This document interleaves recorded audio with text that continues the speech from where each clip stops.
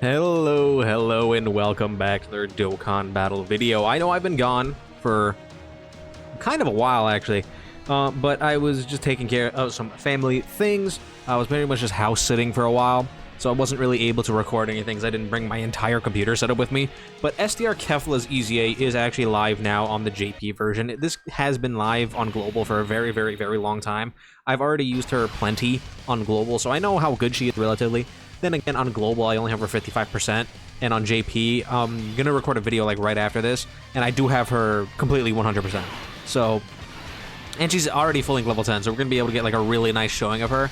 I'll probably show her off on 2 separate teams, one on tournament participants, and then once on super bosses, because I feel like the difference with STR Kefla on a team like tournament participants where she has access to STR KEFLA, and then on a team on super bosses where she does not have that at all, is kind of big.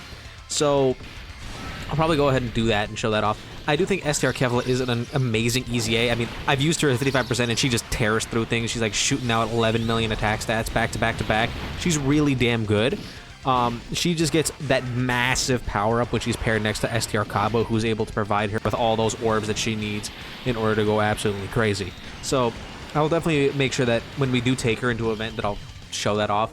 I'm probably not even gonna like cut it up really. I'll probably build the 2 teams and then go into an event with both of them.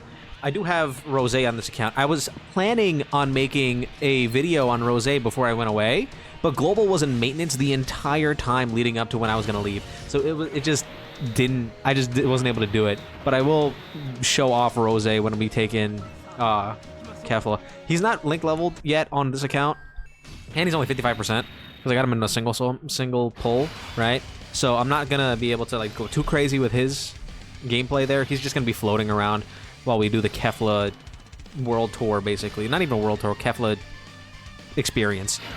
So that's gonna be that later today once I finish EZAing her and then building the teams and all that kind of jazz.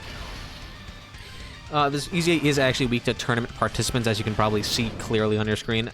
If you're on JP, right, with this coming out, this is so goddamn easy, because we have the 6th anniversary EZAs who just, you know, do this, and yeah. Because, like, I've been thinking, right, these 6th anniversary EZAs, it's going to be really hard to age them out, because they're just so goddamn strong, and they have a really easy revive conditions. I think Vegeta is gonna like age out a bit faster than Goku, just because Goku, again, he has that first turn where he's completely invincible. His revive is literally just being low HP at all. He doesn't have to get hit, he doesn't have to do any of that shenanigans, he doesn't have to do any of that.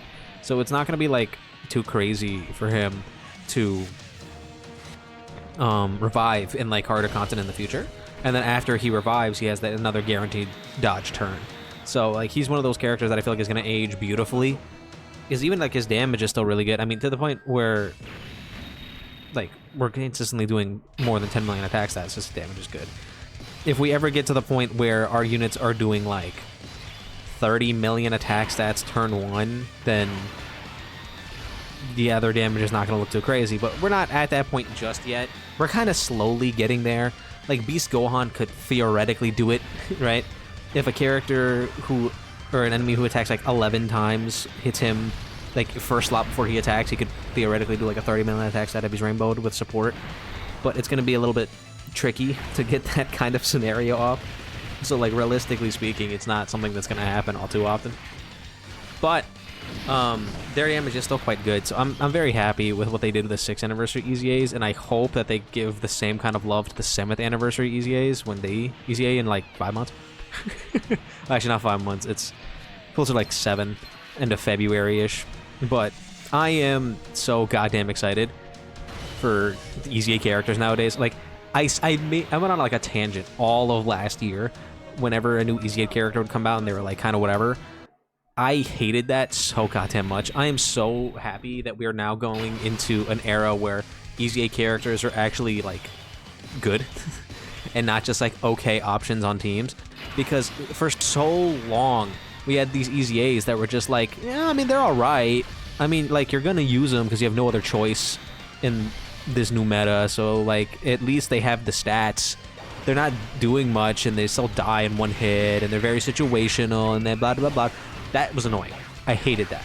Characters like transforming Vegeta, Jiren, those guys. Hated that era of EZA characters so goddamn much.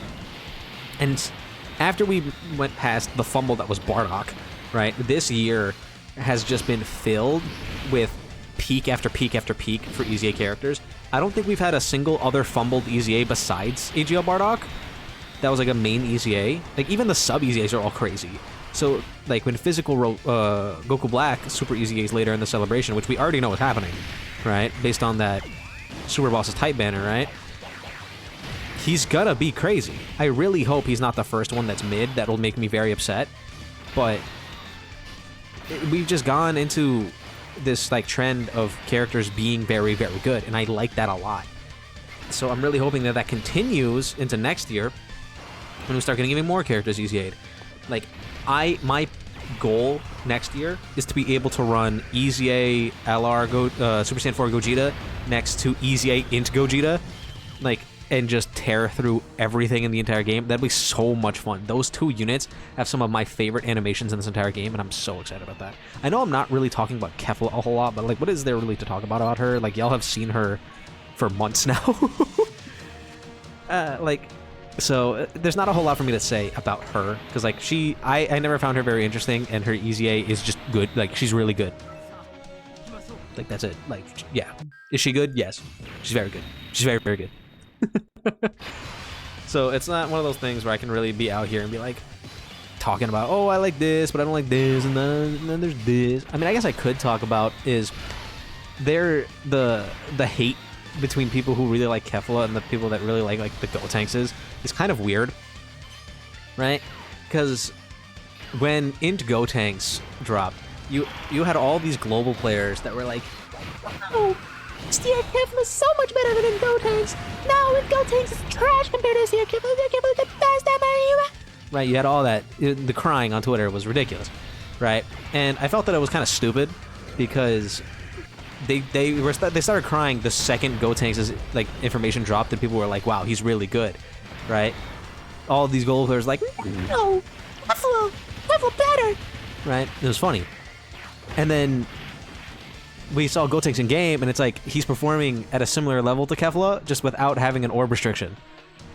So it's just like, well, I would just rather not have the orb restriction. So they got really mad at a lot of people. They were like, oh, I think Gotenks is better purely just because he's a bit more consistent, and you don't have to rely on other characters to give him his orbs that he needs. So I think that just makes a whole lot of sense to me, right? I like Kefla. Don't get me wrong. I like Kefla. I think she's really good. I think she's really damn good. But I like Int Gotenks a little bit better than Kefla. Just because Int Gotenks feels a little bit better run for me, personally. However, I'm not going to sit here and say that STR Kefla's bad. I would be stupid to say that, because she's not. And she, like, can hard carry. Like, she was hard carrying super bosses for so long. Like, not to say that Goku Black is bad, because I really like Goku Black, but I mean, Kefla was a little different. You know what I mean? She's a little oh, crazy. Also, I don't know why, but they stopped doing these, and I need them to keep doing this. I hate farming for sub EZA medals. They need to do this more often. I'm just dragging out this video right now, by the way, just so I can EZA all these characters and not have to make a video that's under 10 minutes. And I just want to, like, talk about this kind of stuff, because I think it makes sense in my mind, right? Like, I'm over the narrative that every unit that comes out, like, we have to have this, like, massive debate over, and we have to defend characters that are older than the newest characters. And it's like, guys, this is a gacha game. The new characters are going to be better than the old characters. On average, that's just what's going to happen. I get it, you really like this one character, and they're super cool, and, like, you look at Rule 34 of them all day, all night, and they're really hot, and you love them a lot. But we're going to get to a point where all our characters get aged out. Was I upset when Int Super Saiyan 4 Gogeta was no longer the best TUR in the game? Yes, I was very sad. My Pookie Wookie Int Super Saiyan 4 was no longer the best TUR, and that made me upset. But was I like sitting here and crying on the internet? No. I was just like, damn, that's tough. Anyway, right? So we gotta move past that. We gotta grow up a little bit. We gotta start realizing that our characters aren't gonna be peak forever, and it happens. Power creep is a thing. It'll happen to all these characters. It happens in general. Anyway, where's Kefla at? Where did she go? Where'd Pookie Wookie Kefla go? Funny story. I have a friend who wailed out for this Kefla and didn't even get her. He dropped like $300, didn't even get a single copy. It was kind of hilarious. And like that man is a Kefla simp, so it was really funny. Anyway, let me know how you guys feel about Kefla's EZA in the comments down below. We're gonna go ahead and take her into a couple of events just right after I'm done recording this and uploading it. So do let me know how you guys feel about her in the comments down below. Don't forget to like and subscribe, and I'll see you guys all in the next one.